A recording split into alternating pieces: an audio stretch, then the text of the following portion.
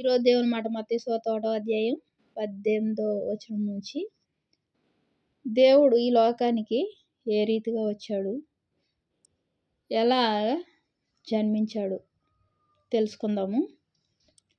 యేసుక్రీస్తు జనన విధం ఎట్లనగా, ఆయన తల్లి అయిన మరియ యేసేపునకు ప్రదానం చేయబడిన తరువాత వారేకము కాకమునుపు ఆమె పరిశుద్ధాత్మ వలన గర్భవతిగా ఉండెను. ఆమె భర్త అయిన యేసేపు నీతిమంతుడై ఉండి ఆమెను అవమానపరచునల్లక రహస్యముగా ఆమెను విడనాడ ఉద్దేశించెను. అతడు ఈ సంగతులను గూర్చి ఆలోచించుకొనుచుండగా, ఇదిగో ప్రభువు దూత స్వప్నమందు అతనికి ప్రత్యక్షమై, దావీదు కుమారుడు అయిన యేసేపు, నీ భార్య అయిన మరియను చేర్చుకొనుటకు భయపడకుము.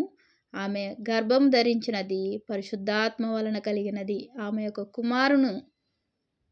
కుమారుని కనును.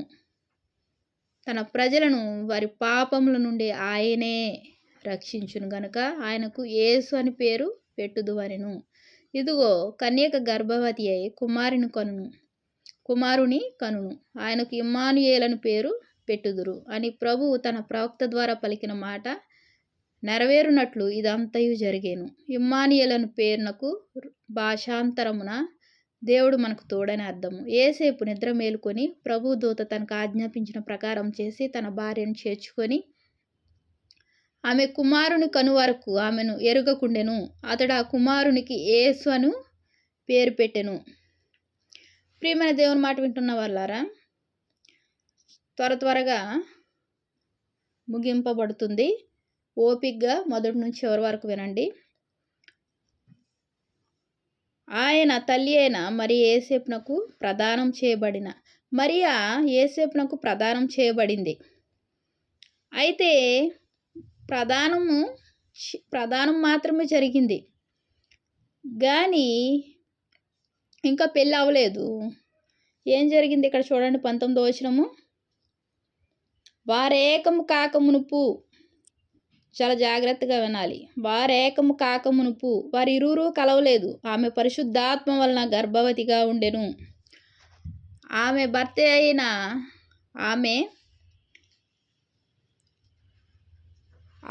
అయిన యేసేపు నీతిమంతుడై ఉండి, యేసేపు ఎటువంటి వాడు? నీతిమంతుడు. మరి మరియమ్మ నీతిమంతురాలు, పరిశుద్ధాత్మ వలన గర్భం ధరించింది. ఆమెను అవమానపరచనొల్లక ఆ నీతిమంతుడు అనుకుంటున్నాడు? ఆమెను అవమానపరచనొల్లక రహస్యంగా ఆమెను విడనాడను ఉద్దేశించెను. ఆయన హృదయంలో అనుకుంటున్నాడు, రహస్యంగా వెళ్ళిపోదాం అనుకుంటున్నాడు. అతడు ఈ సంగతులను గూర్చి ఆలోచించుకొనుచుండగా, ఎలా వెళ్ళాలి, ఏం చేయాలని ఆలోచించుకొనుచుండగా, ప్రభు దూత స్వప్నమందు అతనికి ప్రత్యక్షమై, దావీదు కుమారుడు అయిన యేసేపు, నీ భార్య అయిన మరియను చేర్చుకొనుటకు భయపడకుము. ఆమె గర్భం ధరించినది పరిశుద్ధాత్మ వలన కలిగినది. ఆమె యొక్క కుమారుని కనును. తన ప్రజలను వారి పాపం నుండి ఆయన రక్షించును గనుక ఆయనకు యేసు అని పేరు పెట్టుదువనెను. ఇక్కడ యేసేపుకు తెలియజేయడం అయింది. ఏం తెలియజేయడం జరిగింది? పరిశుద్ధాత్మ వలన గర్భం ధరించింది, నువ్వు ఆమెను విడనాడకుము అని ప్రభు దూత ఆజ్ఞాపించింది. నీ భార్య అయిన మరియను చేర్చుకొనుటకు భయపడకుము. ఆమె గర్భం ధరించినది పరిశుద్ధాత్మ వలన కలిగినది. ఆమె యొక్క కుమారుని కనును. తన ప్రజలను వారి పాపం నుండి ఆయనే రక్షించును. ప్రియమైన దేవుని మాట వింటున్న వాళ్ళారా, పరిశుద్ధాత్మ వల్ల దేవుడు మరియ గర్భంలోకి ప్రవేశించడం జరిగింది. ఆమె యొక్క కుమారుని కను తన ప్రజలను అంటే ఏంటి? దేవుని ఇష్టపడే వారిని, దేవుని యొక్క ప్రేమను తెలుసుకునేవారు, దేవుని ఇష్టపడేవారు. అలాగే ఇంకా లోకంలో ఉన్న ప్రజలందరూ ఎవరి ద్వారా సృష్టింపబడ్డారు? దేవాది దేవుని ద్వారా సృష్టింపబడ్డారు. మరి వారికి ఏం కావాలి? పాపము, శాపము అధికమైపోయింది.